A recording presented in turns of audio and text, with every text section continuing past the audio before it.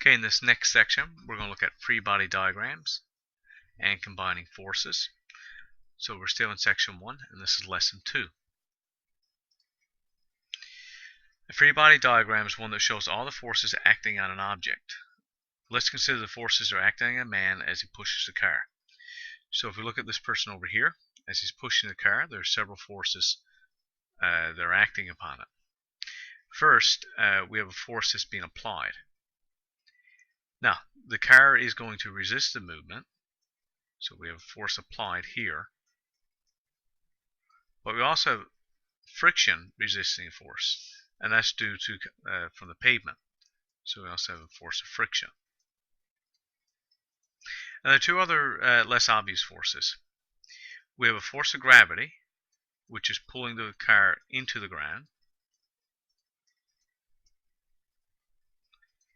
Now, since the car is sinking to the ground's also exerting a force resisting gravity up, and we call that normal force.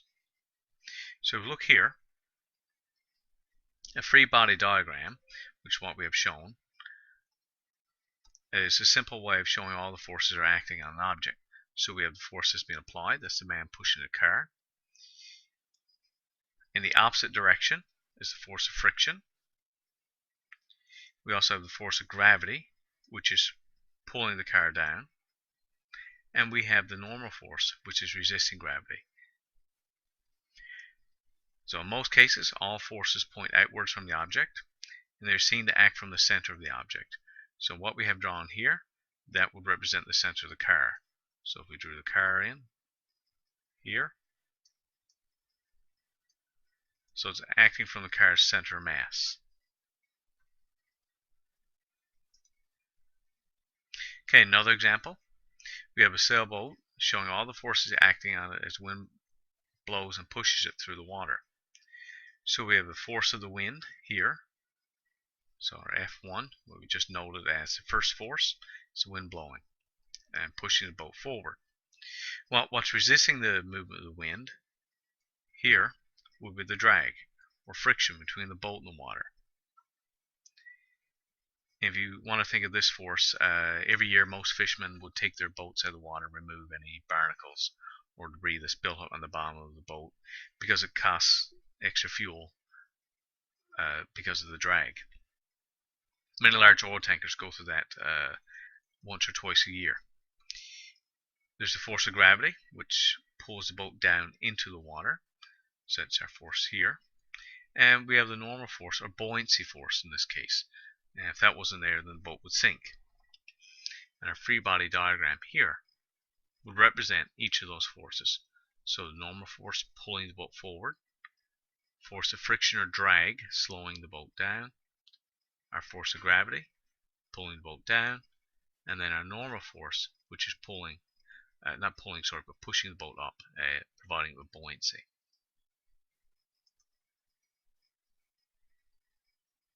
Next, we have a free body diagram representing an object being pulled across the table at a constant speed. So that's important here in this example, that's being pulled at a constant speed. So we have a force of friction resisting the movement. We have the force that's being applied, the pulling force. So we sometimes call that, or we will call that, the force applied. We have a force of gravity here pulling it down. So Fg, and these are subscripts, so it has to be written lower than the capital F. So that's pulling the object to the table.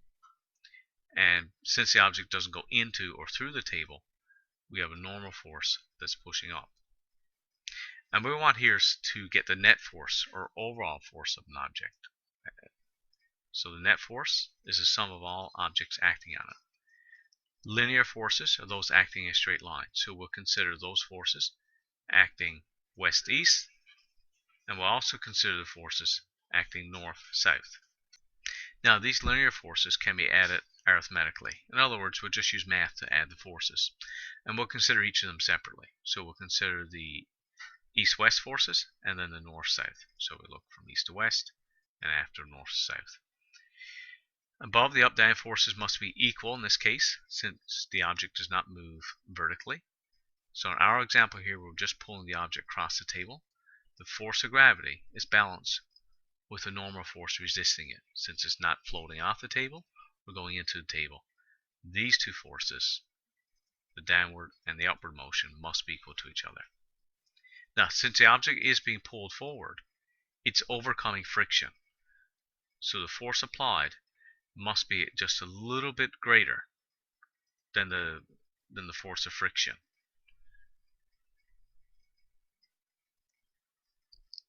Okay, now we'll move on to our next example here. We can have a chance to try this out. Okay, here's an example for you folks to do. Example 1, a 50 kilogram box is being pulled horizontally across the floor with a 1200 Newton force. When a frictional force of 15 newtons opposes the motion. So part A, draw a free body diagram showing all the forces that act on the box. And after you have that completed, what would be the results of the applied and friction force when combined? So find the net force, is what we want there. And force is a vector, so that you may need to keep that in mind when considering symbols. Okay, I assume most of you were able to put in the force applied of 1200 newtons. Our frictional force acting in the opposite direction of 15 newtons. But how many people consider the force of gravity and the normal force? So what you have to remember, the force of gravity is the mass times gravitational constant, or 50 kilograms times 9.8, which is going to be 490 newtons. Now, since the object isn't sinking into the floor, the normal force, or the force exerted by the floor to hold it up, must be equal to that.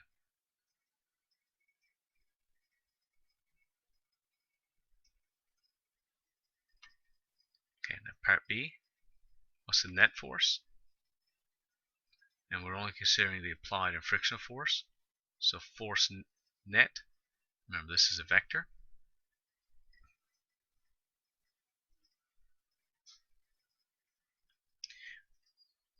We have 120 newtons, or the force applied.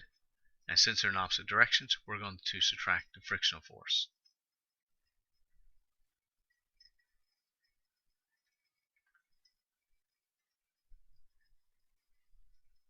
Now the net force is 105 newtons. And since direction wasn't given, we'll just assume that instead of saying east, we'll say it's to the right. But if you said east, will be just as fine, since force was not given, or direction wasn't given. Okay, before I get into the next section, I'm going to end this video here now, and then I want you to play the next one.